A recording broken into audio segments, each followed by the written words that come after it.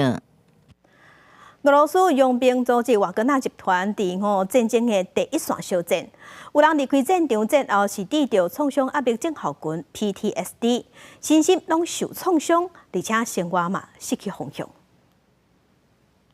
坐在涂骹甲治疗所算心理学基本游戏46岁费奥多罗夫，我为瓦格纳集团效力伫欧当巴赫姆特战斗。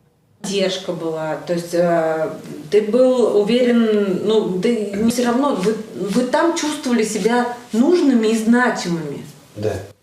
费奥多罗夫原本是犯人服刑25年，前半世人拢伫家家度过，原本无想要过做兵，一直到服刑最后阶段，瓦格纳来招募。Приехал Евгений Викторович, предложил за родину поучаствовать в боевых действиях. Я не отказался, потому что я люблю свою родину, я люблю свой народ. Я вообще русских люблю и уважаю, и ценю. 费奥多罗夫强调，伊正爱国，就甲瓦格纳到前线，开车交战6个月了后，换来转去俄罗斯，暗过退伍了后，伊得到创伤后压力症候群 （PTSD）， 唔知要如何生活。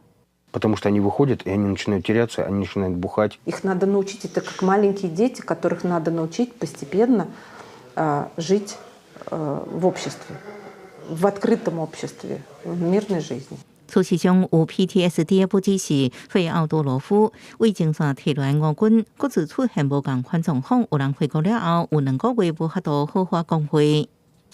Реабилитация мне помогла, как минимум, у меня восстановилась речь, я очень сильно заикался, и я даже не мог одного слова сказать. То есть настолько сильно это повлияло на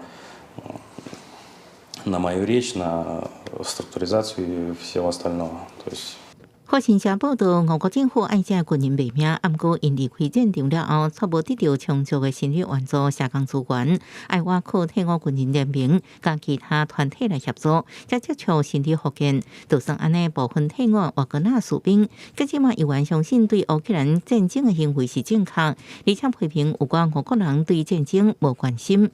公司新闻齐欢迎朋友。战会